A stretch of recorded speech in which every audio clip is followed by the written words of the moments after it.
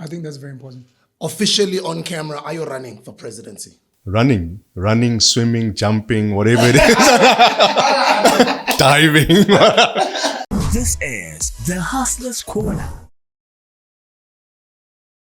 Hustlers and squatters, brothers and sisters from all over the world, welcome to another exciting episode of Virtual Mkuku. We'd like for you to go to the description. You'll see a link that takes you to the Virtual Mkuku podcast. Click there and subscribe so you become a part of the family. You'll see all other links there. My personal YouTube channel. You'll see Panuel's YouTube channel. Click, subscribe, become a part of the family. For those that are looking for more fire merchandise and for those that are looking for property investment opportunities, there is a link that takes you to Ekasi Noble Property Development. We've been doing some great work together in the real estate space. So we'd like for you guys to start learning real estate if you're not in it yet, or if you like to purchase your first home or you're a first-time home owner, there's opportunities over there, especially around Bearzodier, behind Reimsig. There's also some opportunities in Randfontein. There is an upcoming townhouse complex there at Green Hills and another suburb called Robin Park in Randfontein. A quick one, let me give a good plug to this bespoke hydration water. So to go to bespoke hydration on Instagram, bespoke hydration on Facebook, bespoke hydration. Just go Google them. It's another brand that's doing wonders. We're around Pretoria right now. So we've been having this water. We're like, okay, no more fire today. Let's have some water. I'm quite excited because we've got a brother. We'll introduce him. It's good to have Penuel back. He's been sick. Ooh. Yo, Sbuda, I felt like I've lost my superpowers. So I had flu for like a week. But then as my flu was ending, my voice just decided to go on a sabbatical. And I was even nervous about today's interview because I was so excited and I was so pumped. And I know you and I had to change our flights. Yeah. We had to change our flights from around, you were in KZN, I was in the Eastern Cape, to make sure that we were here. And I was just saying, being here is one thing, but I want my voice back. My voice has become my superpower, and I look forward to the virtual squatters enjoying our conversation today. It's good to have you back. And I think a beautiful thing was we bumped into each other at the airport and we saw the Banyana celebration. Yeah. Boom. A huge congratulations to Banyana. A huge spotlight on female soccer, a huge spotlight on just female sports. And I hope for those that are especially on Twitter, because there's a huge disconnect and a misunderstanding. Guys, for female soccer players to get paid a lot, we need to watch them. We need to go to the games. If you work for corporates, if you work for brands, it's up to you in the boardrooms to be like, can we please shift some of the funds there? It's not just tweeting and saying, patriarchy. You have to take the initiative to go and watch the games, to tweet SuperSport and say we'd like more female games. But shout out to Banyana. This is going to go down as a huge historical moment. Just like it happened with Ofilmon Masinga and the boys, about Clive Barker back in the day when we were all going to France. One of the short trending videos that I liked was they were showing Banyana celebrating, and in the background they were playing the song Banyana ba ke bafana bafana ba ke banyana. Sure. Meaning, or hopefully the Bafana guys are inspired by the sisters. All right, ladies and gents, a lot of you guys have been asking for him. I haven't seen him in many years. It's been quite some time. I'm quite excited that he's here, and I've been following his journey for, social media age. You are able to keep up with each other, even though you don't see each other that often. So finally, he's back and he's here, and he's doing some incredible work. Ladies and gentlemen, welcome businessman Duduzane Zuma to Virtual Mkuku on the Hustlers Corner. How are you, brother? My big brother, it's me. Good to see you again. It's been a minute. Looking good, man. Looking good. Duduzane, Penno, nice to officially you're the meet black you today, pen, brother. not the black voice. So if your voice goes, you still got that, snap. that handy pen work. Oh, snap. Are you guys meeting for the first time? We're meeting officially for the first time, but In we person, have yeah. been on We've been in the touch. platform before, Yeah, we've been in touch. having conversations. Penno's a busy man. Stop Stop it. True story. Guys, we're going to shut you down and just have a conversation. Jeez. I just But thank you very much. Thank you very much for having me on your platform. I appreciate it. No, thank you. Duduzane, and I'm happy to see you. It's been quite some time. Good to see you too, my It's brother. good to reconnect, and you're looking good, man. Trying to keep up with you. Do you know Are you training? that chinchilla out, dog? Yeah. I'm cleaning. My cleaning is my training. Okay. Yeah. I'm sweeping. I'm wheelbarrowing. I'm spading. That's keeping me in some sort of shape. And that's part of community work. So Yeah, you're looking after yourself. You're looking really good. You must keep it up. now we have to. Health is everything, guys. When you go and follow Penuelism, Penuel also talks about eating right. I'm sure some of you guys who have been following the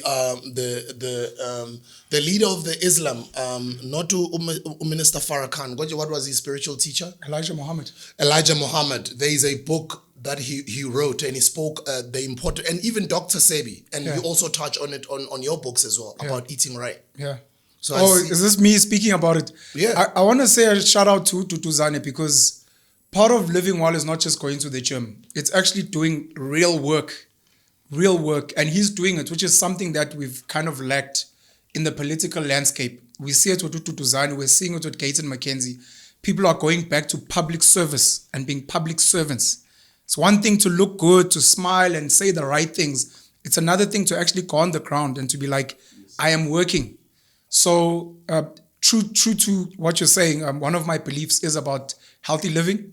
It's about making sure that you eat right, because your body is fundamentally the only real asset you'll ever own. So if you eat right, if you make sure that you invest in physical activity that not only builds your body but fixes your community, I think you're winning. I think the first thing I'll start by saying, for those who don't follow you, what have you been up to? No, I've been traveling a bit. I actually just got back a few days ago to be part of what's happening in Mamelodi. So that's the reason why I'm in the Pretoria, the Tshwane area. Today we'll be heading off to Garankuwa and Soshanguve. So it's just part of community engagements, part of data collection, because we don't want to be those people that live off data that's in the public space. We want to collect this data ourselves and understand it from the people. So I've embarked on a political journey, and a very ambitious one, but it's one that's definitely going to come to fruition because we believe in it. We believe we're up to the task. When I say we, I include myself in the plural, not singular, because it's not a one-man show. It's a group effort. It's a collective, and we all just need to push each other. So I've just been busy re-engaging the ground, and just we need to give some people some sleepless nights. That's what we do. That's what we do. It's very important. What makes me happy, Paniel, is young people. And I think it's very important for young people to see other young people run, so that it'll just ignite that spirit of young people. We've been talking about it on our podcast. Of course. Guys, stand up, it's your time. Have to. Smooth. I mean, you've been around. You've interacted, you've engaged, even though you've been on the entertainment side of things, but you've been at the coalface of generations of young people. You've interacted with them. You've taught them. You've lived with them. You've performed with them. And the most important thing is we're having this discussion earlier on with Penro, the black pen. So I just love it. Hey, stop. I have to, bro. Just just to complete Say it. the whole thing. You have to the black pen. straight up, bro. Straight up. Is the engagement, and what we speak to the young bucks about is respect and discipline. That's the fundamentals. Without that, we've got absolutely nothing. We can't talk about fixing societal issues. We can't speak about uplifting each other, whether it's economically or otherwise. If we don't respect each other, and if we don't have the discipline to get to that promised land that we all would like to get to, then we're wasting our time. So with the youngsters, that's what I engage them on. And it's I appreciate the kind words from your side, and thank you for that. But it's difficult and it's unfair for people to preach the good word and not be active about it. There's too many people that are taking shortcuts, that are speaking and not doing, and we want to change that. Yeah, I think that's very important. Officially on camera, are you running for presidency? Running, swimming, jumping, whatever it is, diving.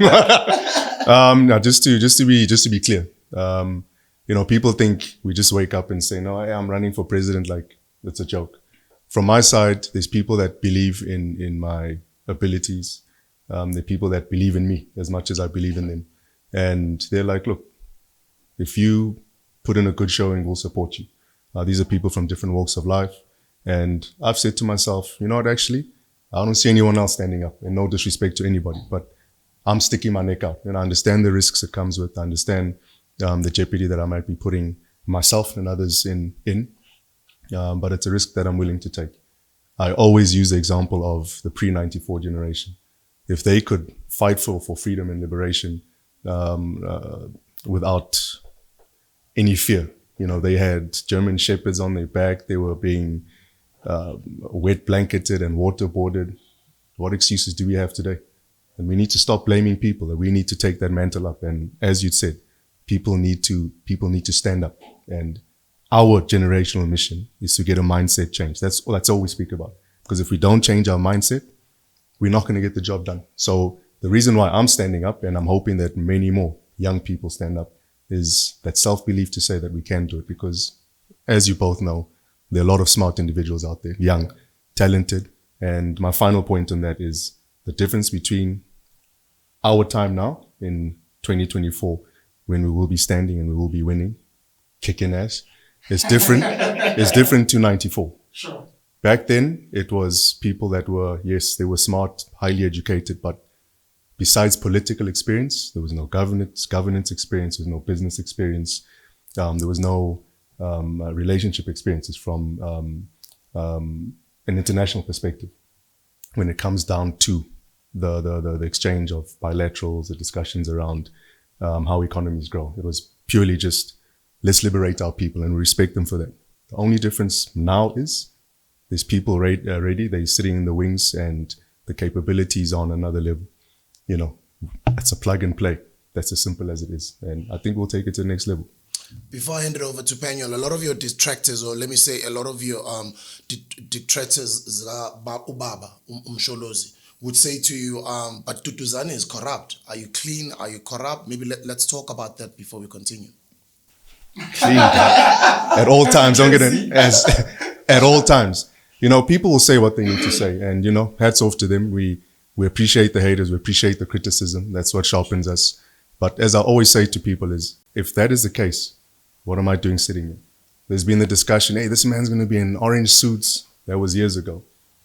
You're not going to touch me for a very simple reason. I've done nothing wrong. And when I say to people, I've been open and honest about it. They've been court cases. I've appeared I've appeared at the State Capture Commission. And, you know, they're just coming up with flimsy excuses. But they continue being flimsy. It's all good. We're moving. The more they say, the more negativity there is, the more it pushes us, and, you know, the more we believe we'll get to our desired outcome. Because if that's a level of attitude and that's a level of criticism as an engagement that they have, as flimsy as it is, it means we're on the right track. Come with a better argument. Arguments are on banana peels, they slipping. They've got to come with something better. Finger pointing, talking about, but it's easy to say you're corrupt. So you're corrupt. And now I must be sitting and, no, I'm not. I'm an upstanding citizen. I don't have time for that. I've defended myself, and I've always said, you want to challenge me? There's avenues to do so. You've done so. I've appeared. I can't be doing this back and forth. Whilst you guys are sorting yourselves out, we got our 10 toes down. Jeez. We're on the streets. Boots on the ground. Boots on the ground. It's the only way. All this airy-fairy, pie in the sky. I like saying guys think they have the monopoly of the microphone. They're the only ones that want to speak and everyone else must listen. That time is gone. Yeah. And the monopoly of wisdom. They're the only ones that know everything. No, guys, let's stand up. Now is the time. We missed this opportunity. It's gone for all of us. And let's talk. WMC, RET, great political constructs, but that's not changing the situation on the ground. Conferences and regional, provincial, it's all good. Slates, lists, is that all we're good for? Deciding who is going to go into a position. No one's doing the work. Everyone's sitting in their offices. The only time we see people is during press conferences and actual conferences, whether it's policy, elective. No, man. Everyone is going to earn their spot. And if you're not up to the task, you're not welcome at this party. Simple as that. Now that you're back in South Africa, have your bank accounts been unfrozen? Because I remember your bank accounts were frozen. If they haven't been unfrozen, how have you been getting around? All right. So the scrutiny has been overwhelming.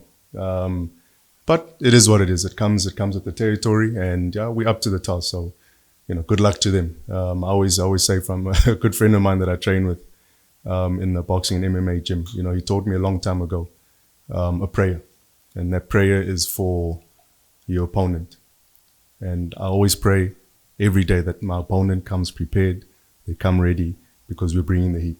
We know the undue pressure that we've been under. It's been unfortunate, but it is what it is. We're here, we've shaken it off, we'll continue. My bank accounts were closed in 2015 due to whatever allegations, I've stood the test of time. As far as I'm concerned, I'm still here. I'm waiting for whatever it is they're going to throw next. I cannot open any accounts on any platform, but it's fine. Even now, Even up till now.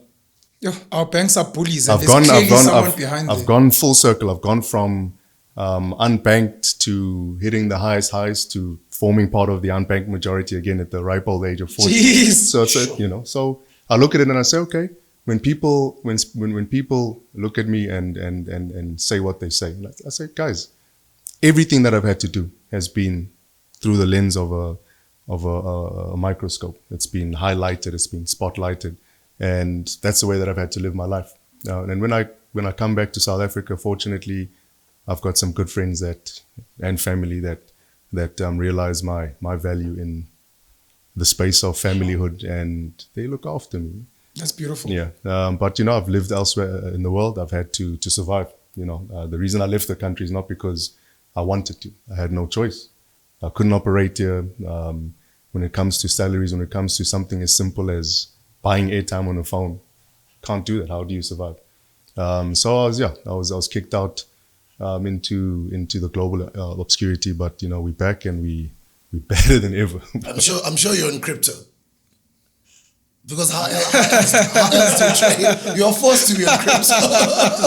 Let me say this. Firstly, I believe in what blockchain has done to afford people an opportunity to be part of something that they ordinarily wouldn't be, and then crypto being part of that technology, Web3, where you're allowed to form part of a system, economic system that is not traditional to banking and that sort of stuff. Yes, it's got its ups and downs. It's taken me time to understand it because, anything that's in the virtual space, besides the virtual Mkuku, of course, is not being able to see it, touch it, feel it is a very, very difficult thing to do. But once you understand that it's we've moved into a digital age, it makes things much, much simpler. What is currency? What is value? What is a credit card? We're tapping to make payments. The game has changed. So people need to understand that crypto in that sense is here to stay. If they wanted to stop their train, it's not going to stop their train. So I have looked at some of the crypto movements, and I believe in it. And that's something that affords some of us that exist in the world outside of the economic system, unfortunately and unfairly, an opportunity to survive and to do greater things. I had a conversation with Vusi Tembekwayo 2 weeks ago. He's almost officially moved. How is he doing? He's doing well. He's doing really Shout well. out to I'm looking Vusi, forward to shout getting out to him Vusi. on the virtual Mkuku as well. He's based a lot of his time now in the United Arab Emirates, which I believe you spent a lot of time there as well. He was speaking about the time that he spends here, etc. I wanted to ask, because I know you've had the conversation with MacG in particular and elsewhere.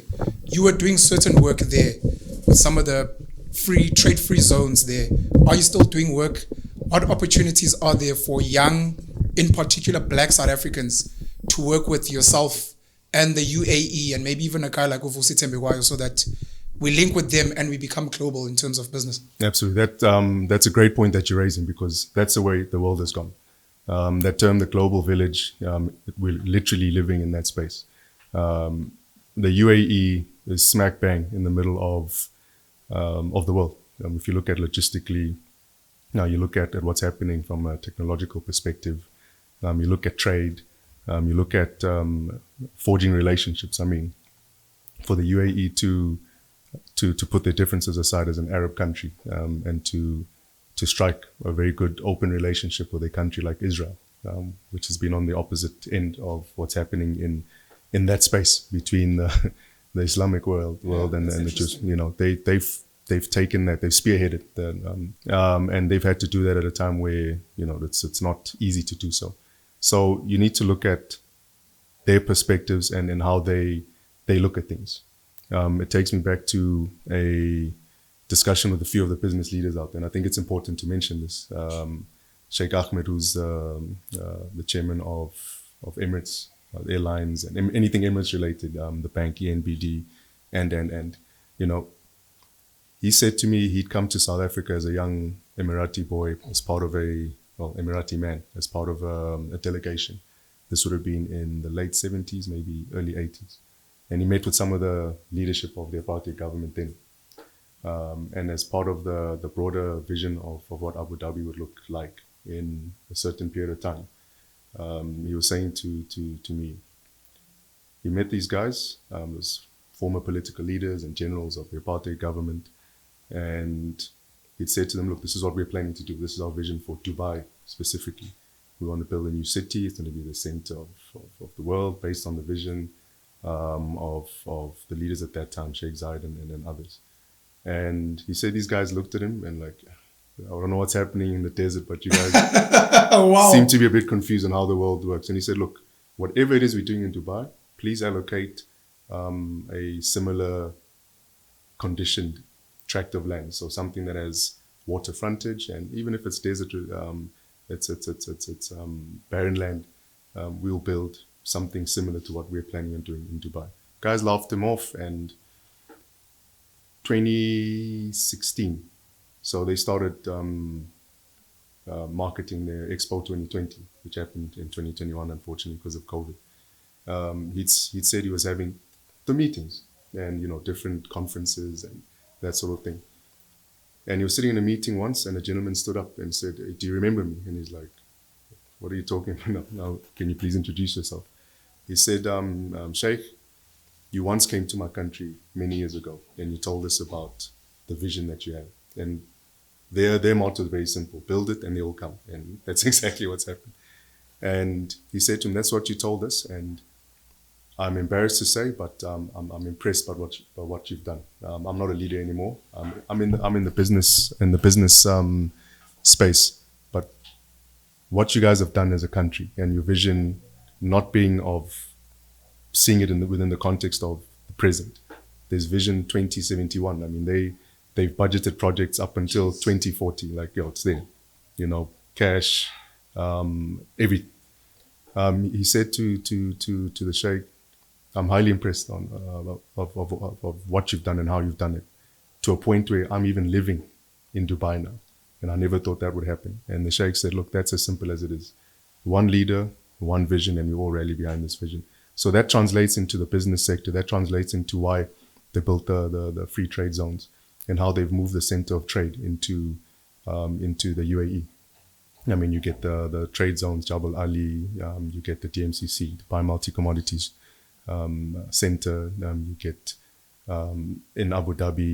I mean, if you look at the financial markets, ADGM, Abu Dhabi Global Markets, you get DFM, Dubai Financial Markets. So they're just replicating anything and everything. And Jeez, that's leading in the world and Leading. bringing it to Dubai. best of breed. That's how they operate. Okay. And They're trying to build like a Silicon Valley of commerce. they've done that. And they're building a Silicon Valley of technology as well. If you look at what's happening in the crypto space, the blockchain space, I don't care who says what, Dubai specifically in the UAE is definitely the center of it. It's exactly what Gray has been telling me. Sure. That's why he's been in Dubai over the past couple It's of months. another world. So for Because Tel Aviv was trying to be that. And I guess maybe with the relationships, they probably want to...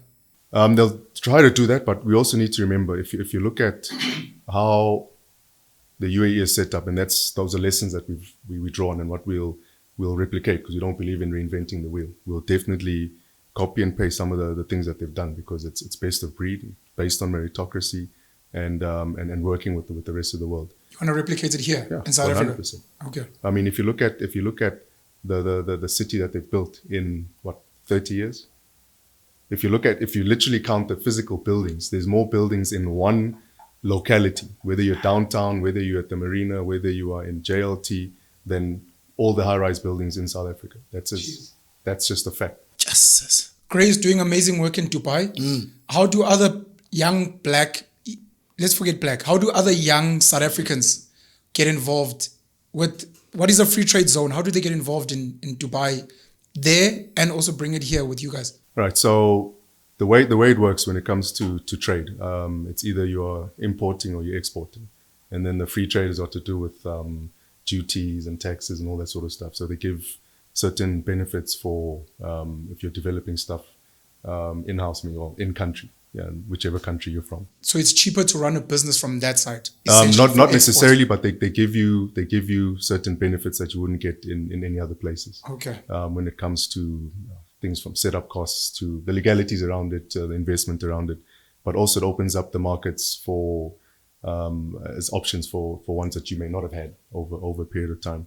And it gives those benefits attract investment.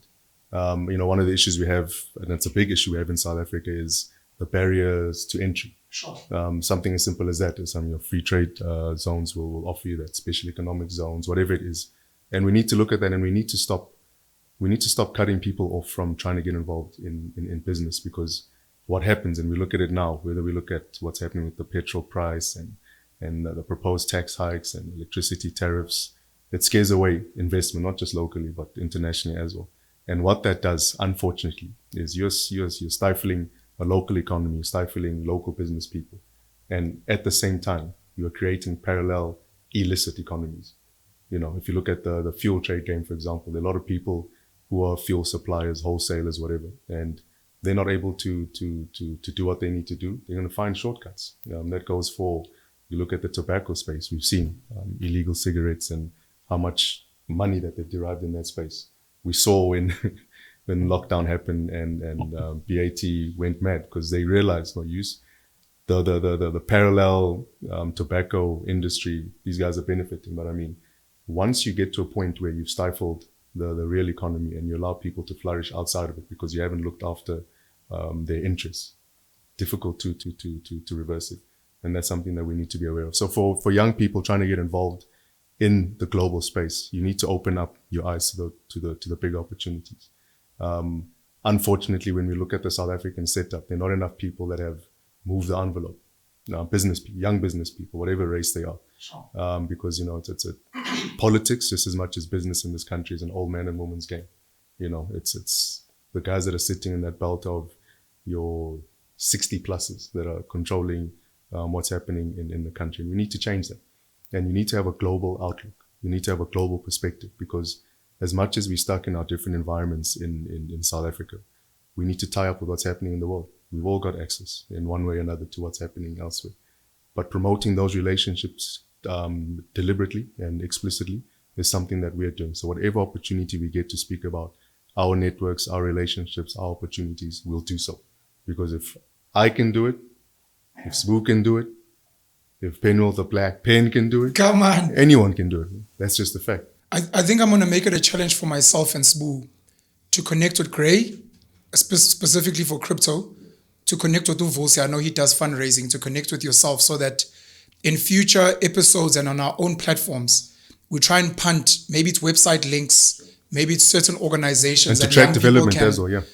We can't just keep going to Dubai to export our money and leave it there. We need to go there to build relations and make sure that young kids and as well, from that. Well, sorry to interrupt you, sir, but we're also going to be bringing a lot of these talents and successes into South Africa, because that's what we do when we out there in the world, guys. There's a lot of action happening in South Africa.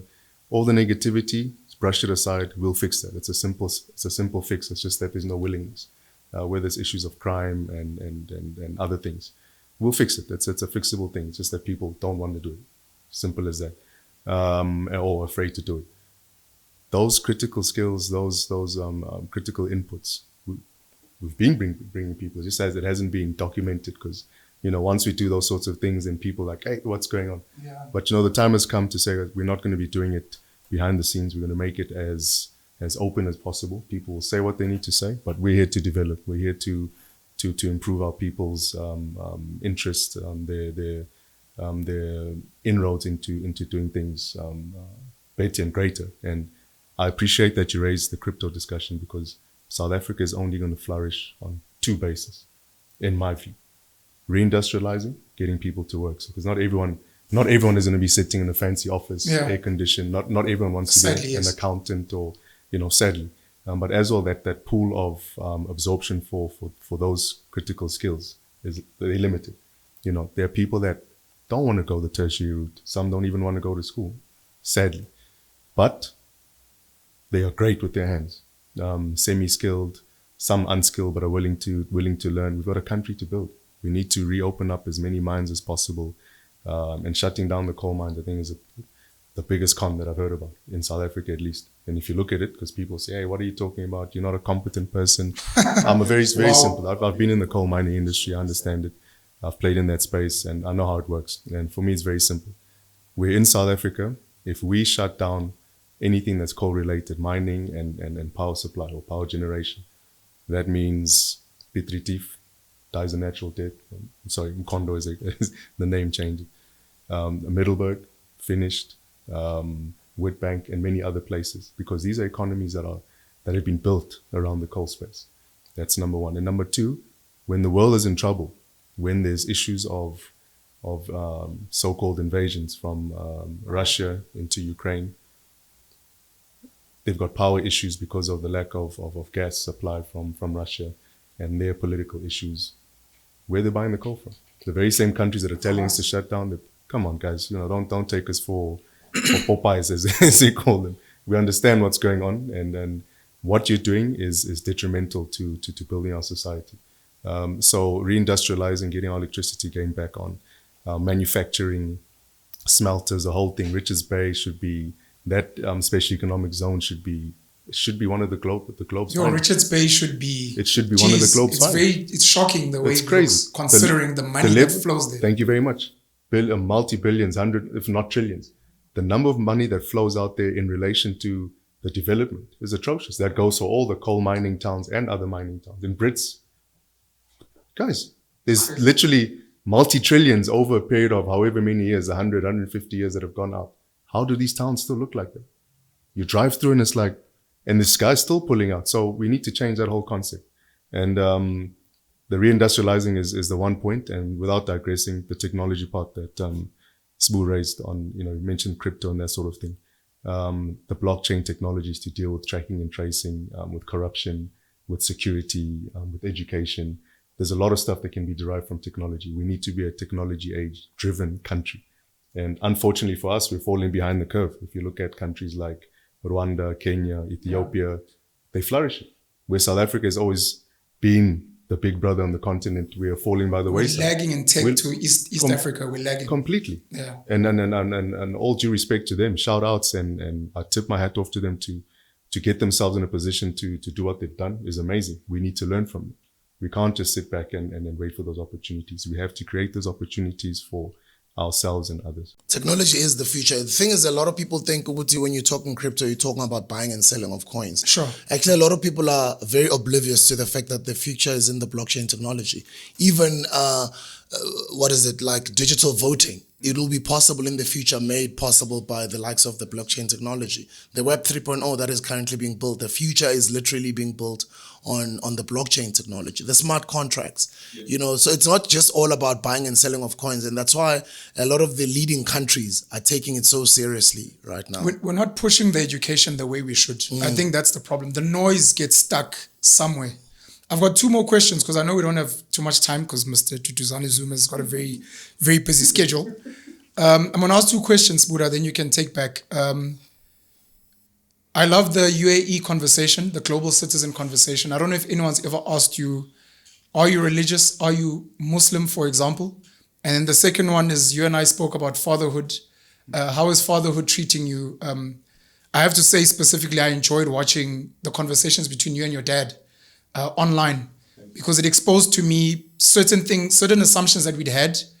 And it made me start wondering who actually raised you, which hopefully I've got a lot of questions. I think you're going to have to come back and then we can unpack some of those. But I think just for now, are you Muslim? Are you religious? And then number two, how's fatherhood treating you? All right. Those are questions that I'm not often asked. Thank you very much. I'm not going to claim to be the most religious person, but I am spiritual. I do believe that there's a higher power out there. Going to church is an interesting experience every time you go. I haven't been up until about a month ago. I hadn't been in a long time because we're busy with what it is that we do, even on Saturdays and Sundays. So it's a form of service for higher powers, by the way. That is all. I think religious people need to know that even if you're not in the church, as long as you're doing good work on the ground for your higher power, that is also a form of worship. 100%, sir. So no, I'm not Muslim, even though I learn a lot, and I have learned a lot about the words they speak and the actions that they pull out of those words, the way that they operate, I respect it. And then fatherhood it's been an interesting experience. Because it starts off when people, now when my kids were born, it changed my life. I didn't have that. It's like, okay, there's a lot of noise in this house. I'm trying to get some sleep. Please let's deal with the situation. But as the kids get older and as you start, as you get to a point where you're able to communicate with them, the things they say, the things they notice, the questions that they ask, it's becoming very, very interesting. I'm enjoying it. I'm trying to spend as much time as I can. Under the current circumstances, and it's an amazing experience. And the one thing that unfortunately some of us haven't had is we haven't had a chance to spend time with our parents. Yeah. I lost my mother in 20. It's one of the conversations I hope we'll have next time. I'd love us to speak about your mom, who's not South African. No, she is. Was she South African? From Deep Kloof, man. I thought she was Mozambican. No, we lived there. They moved. Oh, you lived in Mozambique. Yeah. Well, I was born in Mozambique. Thank you for that clarity. Yeah, by sure. The way. So no, she's a Deep Kloof girl.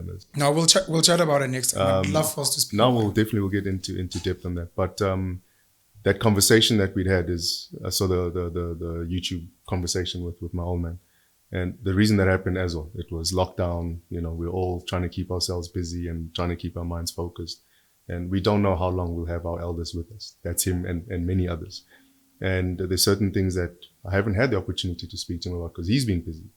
And my recollection of him has always been over a long period of time is him coming and going, and it's all love. It's not a complaint. I understand. And I've gotten to understand over a period of time, okay, this is what he was doing.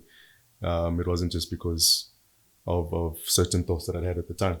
So that conversation was important for me because a lot of people also have misconceptions of who we are and what conversations we have and with the people that we have them with.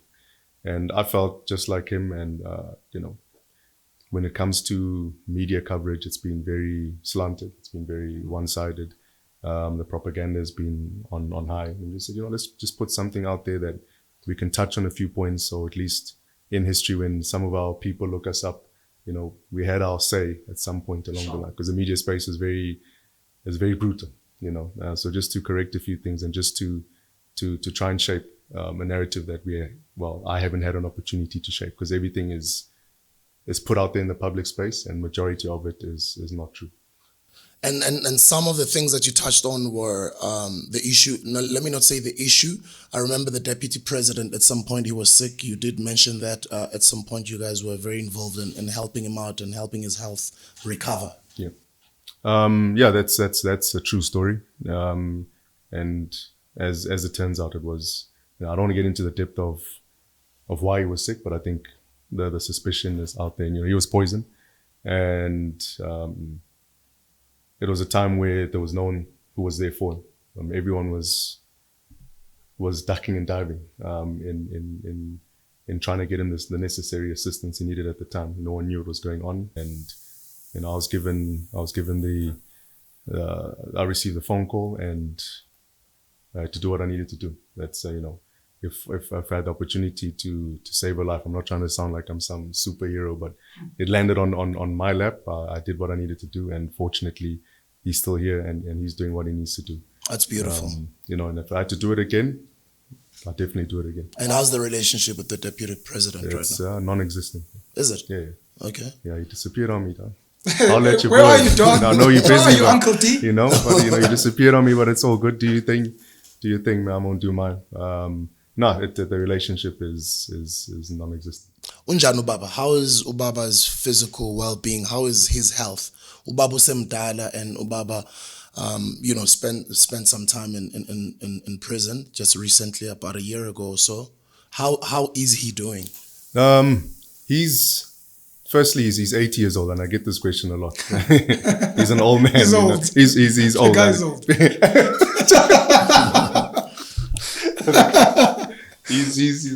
He's an elder, and people romanticize with the idea that he's still that guy when he was 60, when he was 40, or whatever.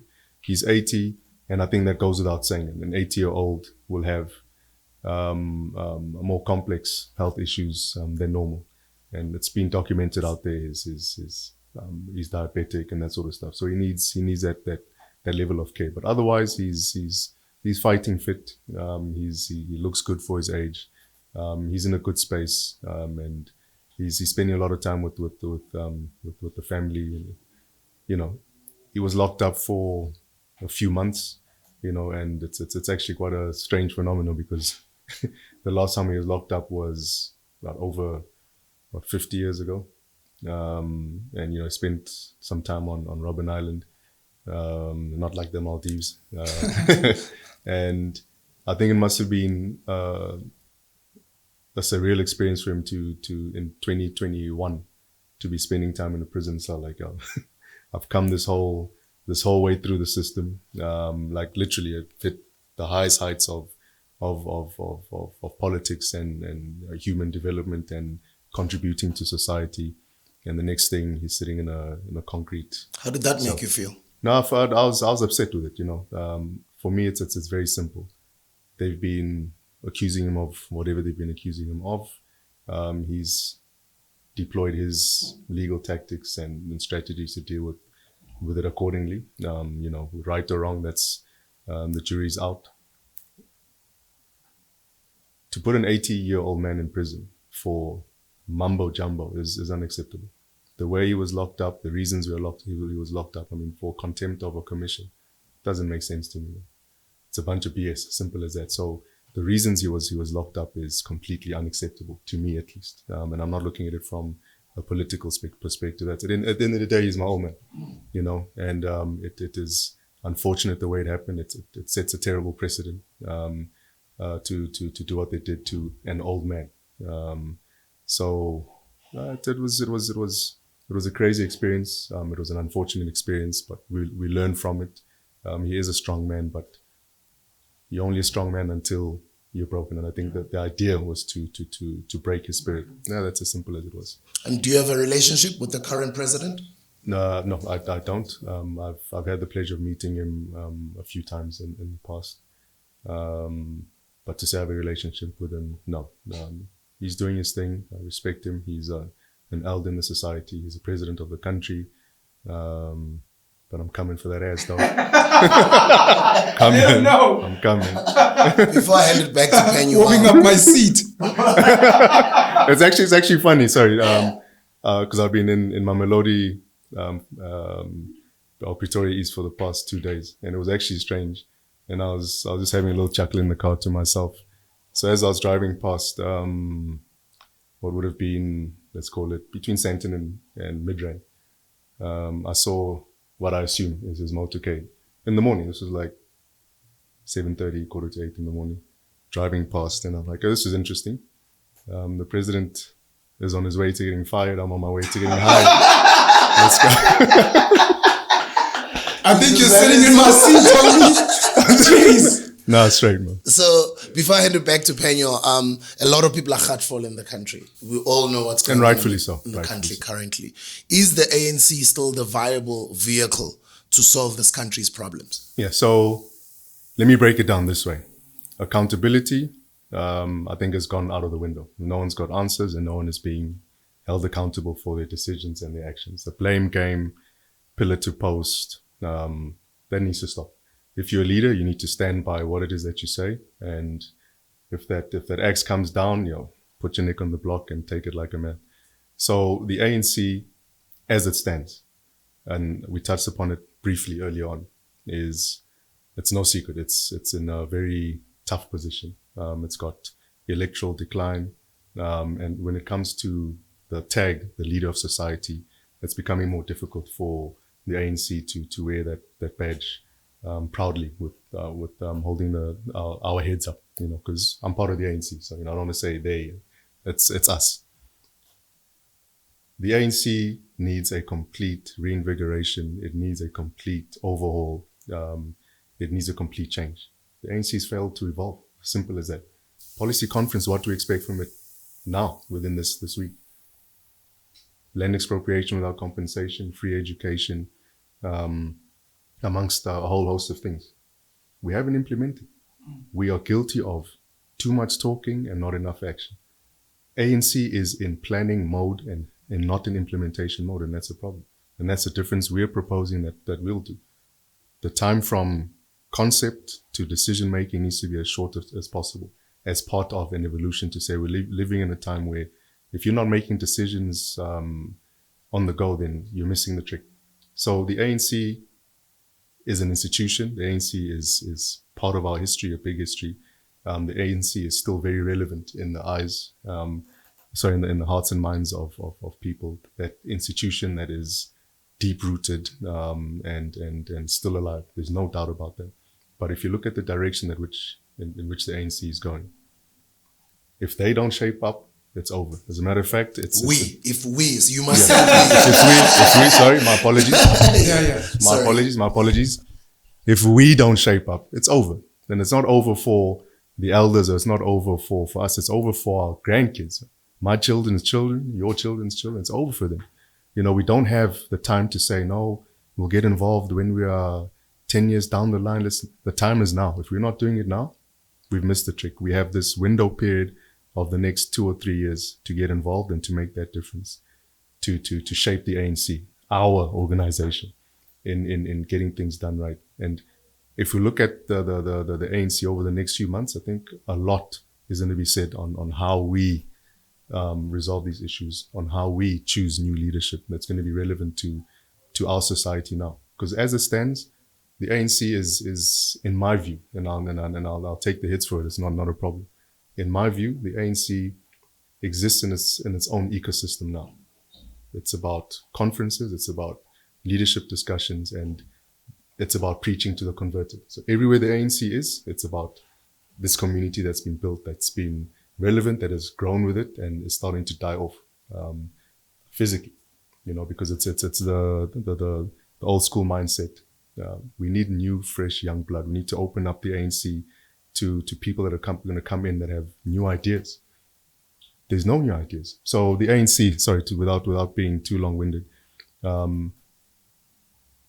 we have one last opportunity to get it right. If we miss it this time round, the ANC is going to be in a very difficult situation. Yes, renewal, revival, there's all these political jargon going on, but we follow trends, we follow polls, we follow surveys. And if you look at what's been happening over the past, let's call it 5 to 10 years, the numbers speak for themselves. The ANC is on a decline, and we should focus less on votes. We should and then focus more on getting things done. A quick one before I hand it back to Penyo. Your take on the, I think it was last week, the new KZN provincial chair was elected. I think it's Putsboniso Duma. I just want to hear your opinion on his on him being winning against Sihle Zihalala, and then obviously Gauteng as well, Mr. Panyaza Lesufi over Mr. MEC Lebu Maile. Yeah, so I think with KZN, it was an interesting development, and congratulations to our new KZN provincial chair. I think it's a progressive move, younger, dynamic, in line with what we should be doing. But there's certain elements within the conference that are worrisome. You have different, there's a discussion of factions. Now it's gone from factions to to terrorist groupings. Now there's it on the Taliban. No, but it's like, do we understand what we are saying? Because now it's these taglines become etched in our history. So now, what was an ANC monolith that was a hegemony that was relevant to everybody, but we were all under one banner. Now we have RET forces, RRU, there's Ariwele, there's all sorts of stuff. Guys, we're under one umbrella. When it comes to creating these different subsets and creating new subcultures in the ANC of power blocks that are outside the main agenda, it's over. It's in self-implosion mode. So as much as there was a provincial chair that was elected, the ongoings within the circles of the conference were, to me, unfortunate, and I think it's setting us on a course of destruction, if not rectified. Because as much as you have one grouping celebrating, you have another grouping that's upset. Now this clash happens within the ANC. It happens within the ANC ecosystem. We're not delivering to our people. Our people get upset. They start looking for options, or they say, you know what, we're not interested in what you guys are doing. So it'll get to a point where we're going to have leaders and no followers. That's where the ANC is going to go. But you know, he's presentable. He knows what he's saying, and he controlled the crowd wonderfully. For him to be able to give the president an opportunity to speaks volumes of a leadership quality, because he could have just been like, yeah, nah. And he didn't just do it, he did it convincingly. I mean, to calm down that whole crowd that is baying for. Yeah, it took a lot. Everyone was expecting chaos. Absolutely. And he managed to get them to. And respect to him, and then that speaks to him having a level of control. Yeah, because there was that noise. You know, and honestly, and yes. I wouldn't like to be chased away in the first part. You know, and you know, you had your chance. You missed out on an opportunity. You know, hard luck. You know, and it's not any disrespect. It's not that we're coming from a position of not having love for you, but it's make it happen or next better man. That's just what it is. That goes for all of us. And then in Gauteng, I remember having a discussion to someone that's a mutual to us. I'm not going to say his name, but he's in the Ekhuruleni area. He was launching a certain book at that time, and we had a discussion. Well, actually, he was launching coalition government, former executive. Oh, Mr. Mzandila Masina. Yeah, Mr. Masina. Shout out to Mr. Masina, man. I love you, dog. You know this. But we're having a conversation. I remember there was a professor on the table that was asking me similar questions. And the one question he asked me was, why do you feel like you're going to get it right when it comes to leadership and getting to the high level when there are other young leaders in the party? And obviously, gentlemen like Mr. Masina and many others. And I said, you know, the party is not based on individuals, not based on people that are placed in a time and a zone. I'd said to him, and I just want to leave it on that point, the time for the career politician is over. That was before the local government elections. We speak about trends. We saw what happened at the local government. And as it stands, the ANC, if we don't make immediate interventions and unpopular and decisive decisions, make the heavy decisions now, decisively, it's over. Let's just be clear about that. We don't have time to play. We don't have time to be blaming each other. We need to move, guys. We need to move. Jeez, thank you. I'm not going to ask any more questions. I'll park them for when you come back. No, I'm definitely going to come back, because I think there's a lot of... Hopefully before you become president of the country. No, this will be... Because it's going to be difficult then. Jeez. No, it's going to be soon, because I also have some questions, guys. I appreciate the good work you guys are doing. You know, I've been a fan of my big brother here. Yeah, also, I need some answers, man. sorry. No, we need some answers, man. You know, because you know, you've had an interesting career, man. And I think there's some gems, and I appreciate you, and people need to appreciate the good work that you've done. You've pushed the envelope from where our society was, our entertainment was, to where it is now. You have been one of the catalysts for what we're seeing now, the great things that some of the guys are doing. That's a fact. It's a fact, you know. So they say it all the time. Yeah, and I was saying when I was saying to DJ Zuma, as is fondly known, I was hoping he would have come with Nzege Zege. I don't see Nzege Zege. Why did you leave him behind? And you know, and he caught on to the COVID vibes a long time ago. He's been wearing a mask for he was ahead of his time. You know what I'm saying? So when you see him, please tell him I say, yo. I'll tell him. Jeez. Duduzane, I just want to say thank you so much. It's been an awesome pleasure meeting you. No, the pleasure. I look forward to our conversations, doing more work in collaboration for the betterment of young people in particular. For me, whoever's going to be watching this, listening to you and listening to everyone who's disgruntled, I actually think the most revolutionary thing that the ANC in particular can do between now and 2024 is for all of the old people to step down. I think. Outside of that, forget the policies and those things. If just that one thing is not done, sadly, I think a lot of people, including myself, are going to carry on punting that we need to get the ANC to lose power. Now, from my side, so I was interrupting you there. All due respect to our elders, we take our cues, we take advice. This is what we do culturally and just respect. We love and respect them very much. But we don't want them to step aside. My thing is very simple. If you guys want to fight it out, you are going to lose. Sure. We're bigger, we're stronger, we're more experienced, and we're good to go. Let's make it a seamless handover process. It's got to be something that's seen to be happening. Guys, there's a younger system coming up. Here you go. Let's sit around the table. These are the gems. Don't make these mistakes. And this is how we're going to, whatever support you need from us, we're here. Sure. Can't be a fight. But if you want to go, we're here. We're good to go. It's, we don't want you to step aside if you really want to have that fight, because we don't want people saying that it was easy. If we're going to have this altercation, then damn it, let's have it. But the way things are going that's not it, because once you guys are gone, you're leaving this mess for us, and we're not going to accept that.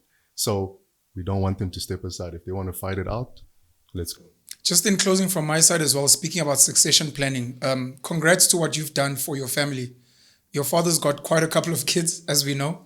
A couple of you, including yourself in particular, have put your hands up so that your father, your mom, may she rest in peace, and the other elders in the family, I'd like to think are comfortable to see that they've raised very strong young kids to take over from them. So kudos from me to you in particular and some of your siblings. And thank you again for today's opportunity. And I look forward to the next one. Looking forward to it. And from my side, I need to give you your respect, and I need to appreciate you as well.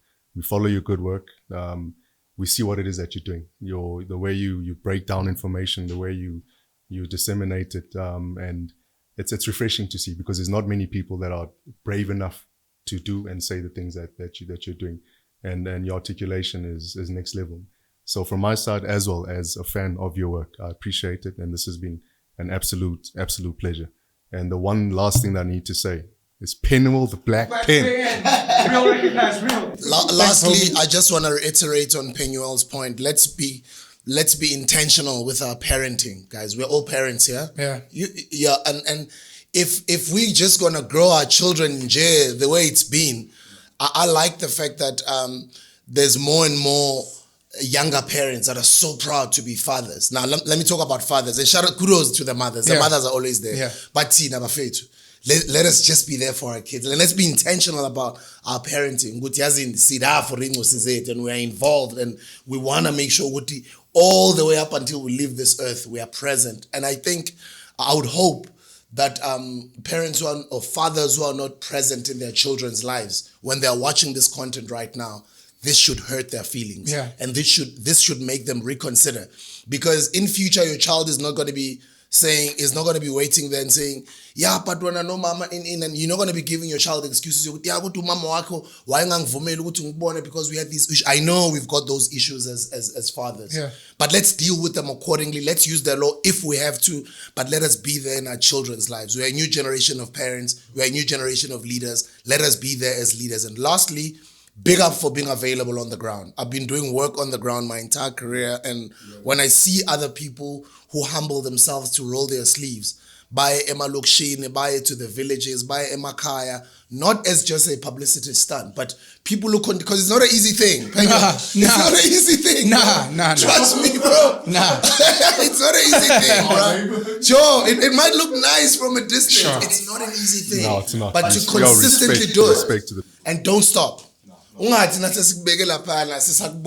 stop, won't stop. Proud of you, bro. But it's one of those things, and ego, that's the biggest issue we have amongst ourselves. And this also goes to our business and political leaders. Get the ego out the way. I don't have any ego.